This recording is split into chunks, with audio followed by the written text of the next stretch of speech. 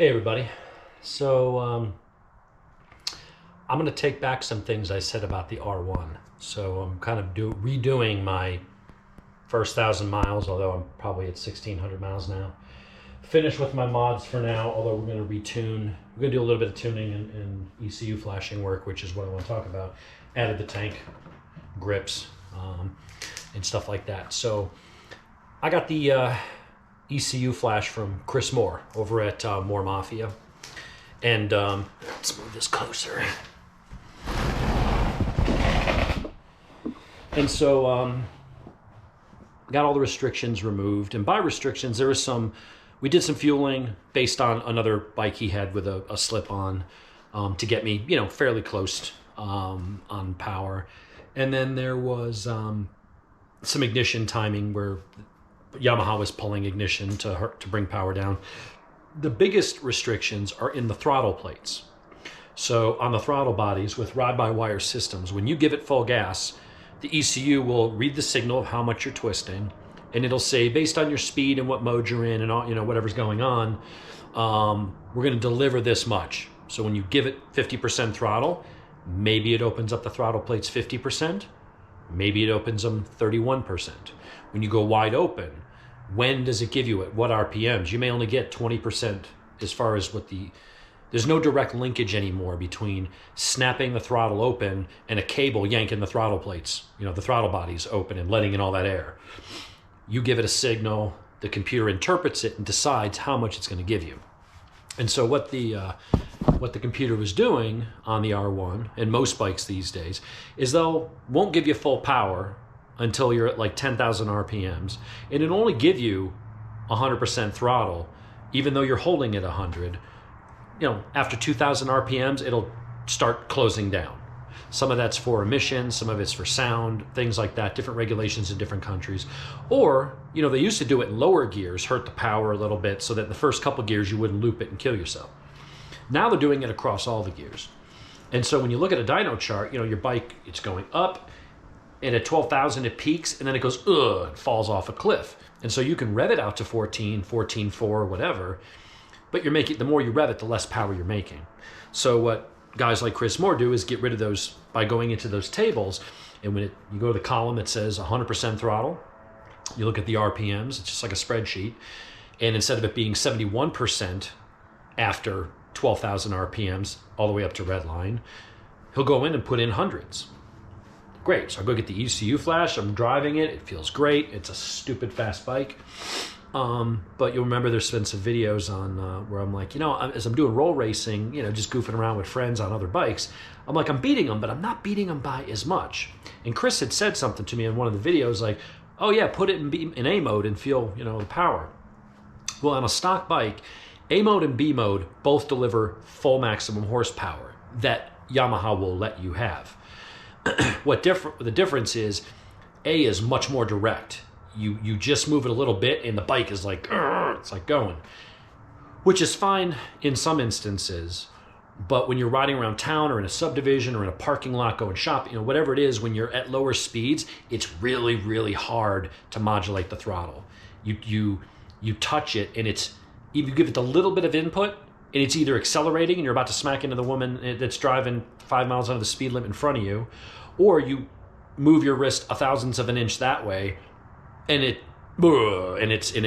engine braking. So, and if you, okay, I'm slowing down, then you move it, and now it creates this like lurchy kind of abrupt kind of feel, which isn't fun at low speeds, like I said, where you're trying to be smooth. It's also not fun if you're in a slow corner trying to give it maintenance throttle and you're on the side of the tire and the bike's feeling all kind of herky and jerky. So most people ride an R1 in B mode because it gives you full power.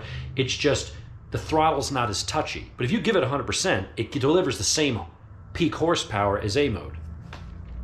Well, when Chris removed the restrictions, he removed them on A mode. And I did not think to ask him, hey, I ride in B mode. Can you do it for B mode? So not on Chris, this one's on me. So I just happened to be thinking about it the other day because I'm thinking about how the throttle restrictions are removed, and it's exactly what I've done on some of the Triumphs and the bikes behind me with Tune ECU and an Android phone. And I'm like, I wonder if Chris removes those from all the modes I normally don't do it from all modes. I just do it from like sport and track, but I leave road and rain alone especially. But I'll get rid of any restrictions in the other modes. I'm like, I wonder if he does that too. So I reached out to him and he's like, no, I just do it in A mode. You know, you didn't ask for B. And I'm like, cool, dude. Again, it's on me. I didn't ask. It didn't occur to me. So I'm riding this thing and it's, you know, stupid fast. So I'm like, well, let me go out today in red mode or in A mode. And I'm not rocking the turtleneck for fashion. It's like 46 degrees out. So I'm kind of bundled up with my Under Armour and all that stuff. And so I go out in A mode. It's a whole nother bike. There's an extra, you know, peak horsepower went from, when I was riding before against those other guys, I was riding it in restricted mode. So I was only making maybe 164, 165 horsepower, which is still a lot. And the things with the power being cut because of wheelie control and stuff still applied. But once you're rolling up in third and fourth gear, I'm like, okay, I should really be pulling away. And I was pulling away, but I wasn't really pulling away like I expected. And that's because I was still in restricted mode. Once I got to 12,000, I was revving it out to 14, but my horsepower was going down the more I revved it. So the acceleration was slowing and it didn't realize it. So I put it in an A today. And yeah, it's herky and jerky down low, but I'm just learning to ride around it for now until I can get back up there and get it fixed. But got out on the interstate and just kind of really opened it up for the first time. And, you know, it may have only gone from, let's just round it off and say maybe it was making 165 peak stock and now it's 180 stock. But between 12, so that's all you say, well, that's a 15 horsepower difference, which is significant, but it's not, you know, massive. That's peak. That's it, you know. When you look at 14,000 RPMs, where before it didn't make sense to, I should have just been shifting at 12 at peak horsepower, grab the next gear. I shouldn't have revved it out to 14,000 because those 2,000 RPMs, my acceleration was coming down. And that's why it was hurting me with those roll-on races. Now it pulls hard right to 14. And at 14, I'm up 25, 30 horsepower. Because if that was 165 stock at 12,000 RPMs, at 13.5 or 14, it was down in the low to mid 150s. Now I'm up at 180. It's a big difference. And so I'm just having to kind of learn to ride around the abruptness until we can get rid of the restrictions on B mode. And that'll give me the smoother application, but still manic, the same raging top end. But in the mid-range and down low, it'll just be a little easier to manage without it, you know, being all herky-jerky. But it reminds me now, this is the fastest bike I've owned. But my Tuono V4 1100 was fast. That was 166 horsepower, 85 foot-pounds. That was a beast. My buddies Ken and Dean still have them. And riding it before, I'm like, I know it's faster than their bike's top end just because of the better aerodynamics. But riding around with Ken, I didn't feel like I was really accelerating. It didn't feel harder accelerating than my Tuono V4 when I had one. It is now. Between it being in A mode and it being more like a quick turn throttle and having all the restrictions lifted, I was riding with the restrictions on before in B mode. Didn't even know it. I had some of the tuning changes, the fueling and ignition changes to help with the exhaust change and stuff, but all the factory restrictions were still in place. A mode, they're gone. And while the Tuono really felt like the next fastest bike, the 1198 was probably the fastest. The Tuono may have technically made more horsepower, but the 1198 was just a little bit lighter and it had better aerodynamics. And that was making about 162 at the wheel on the dyno, which is a good bit down on this, but it was making almost 92 foot-pounds of torque at the wheel. And that had no electronics, no ride modes, no ride-by-wire. You had a throttle connected by a cable to the throttle bodies. When you snapped it, all hell broke loose. It was like a light switch with that kind of torque. No ABS, no lean angle, anything. The only thing keeping you out of a ditch or the morgue was restraint with the right wrist. In A mode, this feels like that, with an even higher top end hit of horsepower, because I've got an extra, 18, 20 horsepower up top. But it feels a lot more like the 1198, which was scary to ride. Yami did a video recently where he took a 1098 out on track. I don't know if it was Buttonwillow or whatever it was, somewhere out west. And he was talking about how, you look at the specs and you go, oh, today's bikes have so much more power, so much this and that. But it's like a 1098 will mess you up. A 1098 is a brutal expert level bike because the way it's not about the number, it's about how it's delivered. And it has no electronics to save your ass. You make a mistake, you're going into a tree or on the ground. The 1198 was a step up from that. Like a decent step up in power. This now feels like that. And I won't say that I like that. It's really brutal. I really want to use B mode without restrictions. I'll put up with the abruptness now and that sort of scariness to get that extra horsepower up top, and I'll use A mode. I guess the one consolation is, unlike the 1198, this has amazing electronics. You've got launch control, wheelie control.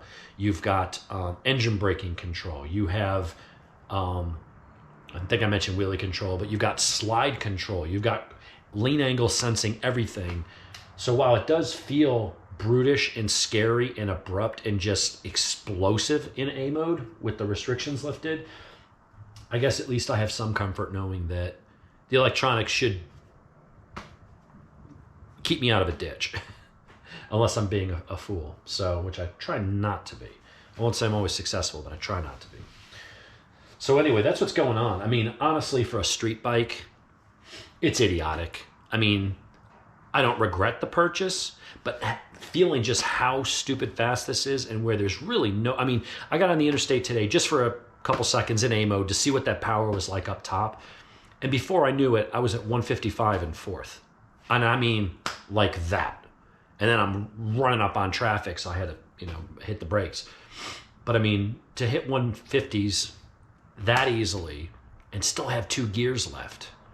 I mean, it was, I was in the 130s or something in third gear. I mean, it was just absolutely idiotic. There's no place you can use this, in A mode, in that top end power. Like, I'll be honest, you can't use it. Let's just say what it is. It's nice to have and it's fun, but it's completely unnecessary. You have to have a runway or an open piece of highway that you're willing to risk a ticket or going to jail just to play a little bit.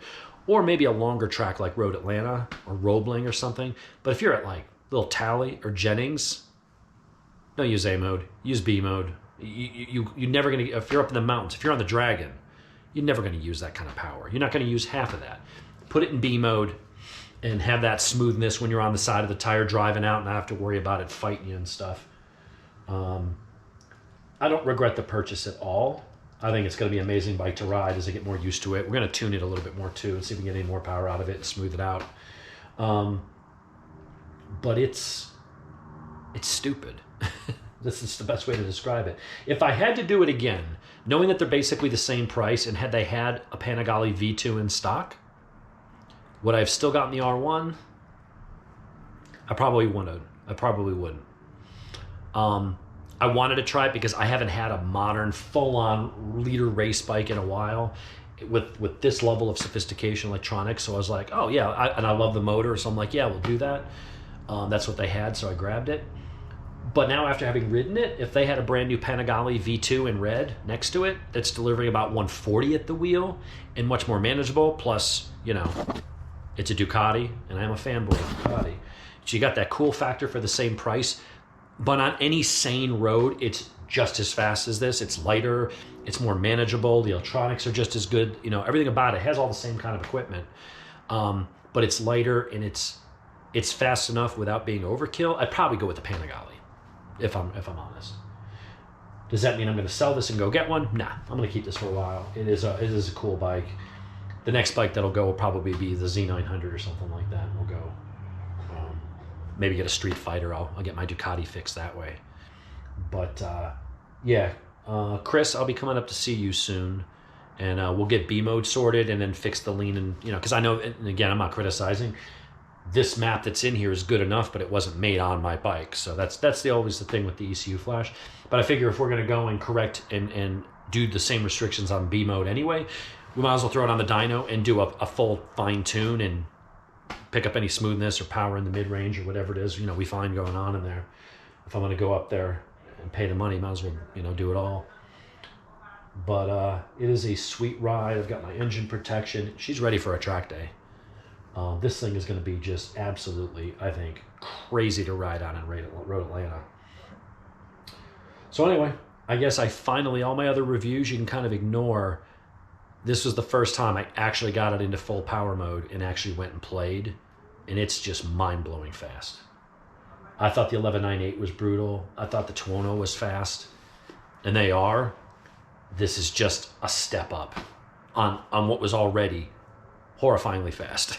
So anyway, that's what's going on. So that's my addendum and correction to the first 1,000 miles and reviews and the ECU flash review. I guess before all the information was a little bit wrong because I didn't actually have it in full power mode. Now that I have, dude, this thing's insane. So I love this bike. It's going to be a good fun bike. But I still love my Cowie. Donna's still thinking about what to do with her. She's got that bobber over there, that is a blast to ride. And then she's probably going to sell or trade in that Street Triple RS. She wants a Panigale V2. Oh, no, not a Panigale V2, a Multistrada V2. Has a lower seat height, easier for her height to touch the ground and do a little touring while still being a fast bike, and then she'll have her bobber. And then, not to be outdone, I had my Trail Boss.